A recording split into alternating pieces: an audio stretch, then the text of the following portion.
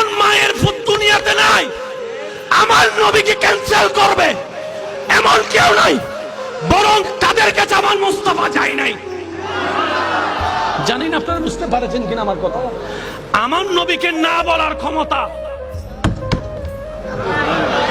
যে নবীর দরবারে গোলামি করতে আসে জিবরাইলের মতো ফেরেশতা,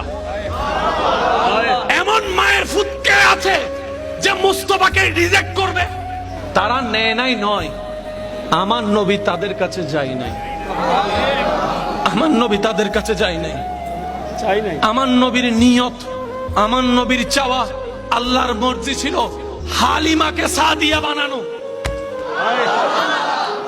আমি জানি না আপনাদেরকে আমি বুঝাতে পারছি কিনা। আসনেওয়ালা আসলো, শুননেওয়ালা শুনলো। বড় বংশ ঠিক আছে, কুরাইশ বংশ, কোনো সন্দেহ নাই।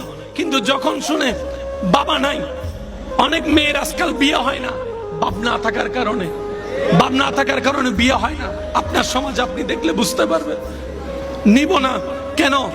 ওই বাচ্চার বাপ নাই, ইনকাম আমাদের ভালো হবে না। যার বাবও আছে, টাকাও আছে, তাকে যদি নিই বেতনও পাবো, পুরস্কারও পাবো। তারা তো বুঝতে পারে না কি হারাই ফেলতেছে, সবাই ঘুরে ঘুরে চলে যাচ্ছে। হালিমা বাকি ছিল, হালিমা গেলেন। হালিমা বলে যে কাউকে সবাই যেটা বলে পাই নাই, ও ছাড়া তার উপায় নাই, নিলাম। এবার হালিমা যখন সর্বপ্রথম কামলিওয়ালা মদিনাওয়ালা রহমাতুল্লিল আলামিন নবীর চেহারা মোবারকের দিকে নজর পড়ে, হালিমার দিকে তাকায়া আপনার আমার নবী একটা মুস্কি হাসি দেয়, একটা মুস্কি হাসি দেয়, যে মুস্কি হাসি যেন প্রমাণ করে ও মা আমি তো তোমার অপেক্ষায় বসে আছি, আমি তো তোমার অপেক্ষায় বসে আছি।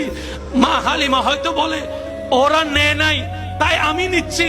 নবী বলে যে না রে হালিমা না, আমি তাদের কাছে যাই নাই, আমি তাদের কাছে যাই নাই। যে মুস্তাফা আঙ্গুল তুললে চাঁদ খেলতে শুরু করে, সেই মুস্তাফাকে রিজেক্ট করার ক্ষমতা পৃথিবীতে কারো নাই।